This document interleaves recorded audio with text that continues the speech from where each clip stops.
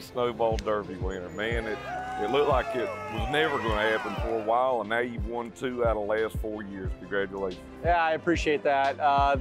This race is hard to win, and if there's one thing I've learned over the course of my career here, is you can't ever be fast enough to win this race. We had so many heartbreakers over the course of my career here. This is, I think, my 10th or 11th Snowball. So we've been coming down here a while. We figured out a lot of different ways to lose this race.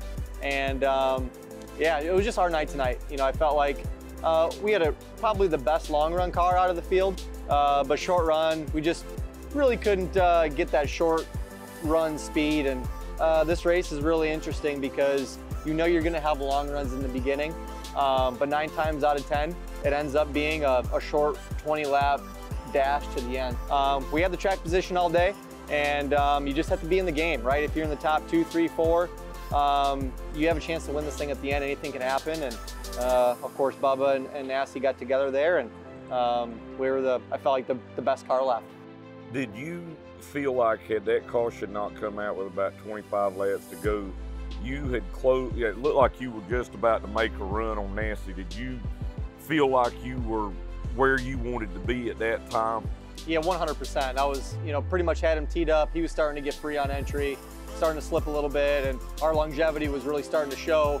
And I felt like we had it won right then if it would have went green. But can't always be that easy. Of course, we get that yellow, and but wow, what a great race between Nasty and I. I don't know how many laps I was on the outside of him, but about 8, I think. Yeah, it felt like a ton. So yeah, great race. You know, we ran each other pretty clean, and you know, just racing hard for the Snowball Derby doesn't get much better. What goes into that decision that I'm going to commit to the high side and try to pass him up there as opposed to try and get back down in behind him? Yeah, well typically, you know, you give yourself maybe 1 or 2 laps on the outside here, and it's tough, right? The way the patches are on the racetrack, if you walk around the track, there's new patches. Those patches have grip, and only the bottom lane uses them. So typically when you're up top, you give yourself a few laps, and you better find yourself, you know, to the bottom. And I tried to get down behind Steven, and he knew what I was trying to do. I was trying to pull a crossover on him, and I saw him lift, and he got Bubba to fill the hole, and I thought that was the decision that ended up losing him the race. It allowed Bubba to close the gap. He probably had the best short run car today. So you guys were literally backing up both? Correct, yeah. So I tried to back up to do a crossover, and Nasty backed up with me to keep me on the outside, so Bubba filled the hole. And now, at that point, I'm committed to the outside, right? There's no point in me just falling back into third, right?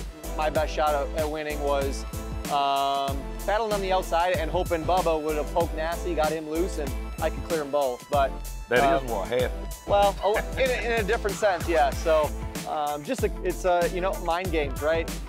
You know, Steven and myself and Bubba have been doing this a long time. We've all won a lot of races, and it's a chess match. There was a time there, you know, where it was you, Derek Thorne, Bubba, Steven, Nasty. I mean, really 4 best super late model drivers over the last decade. And then it comes down to you, Bubba, and Steven.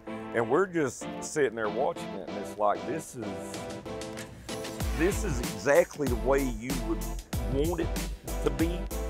Do you appreciate that moment? I mean, did you know you were in a moment that will be talked about 10 or 15 years from now?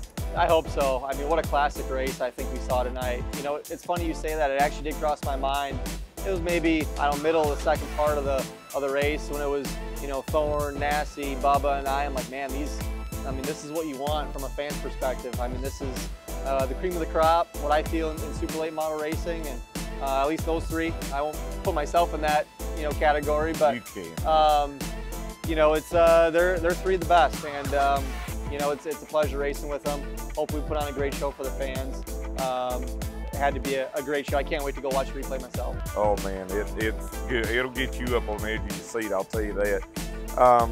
Where does this one rank for you?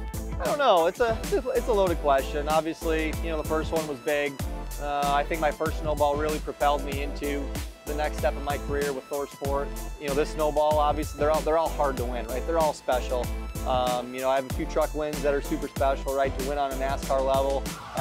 You know, this race is certainly in the top 3, 4, 5. I mean, this is the who's who of short track racing in America, and you know, this is, if you want to win a super late model race, this is the one you want to win.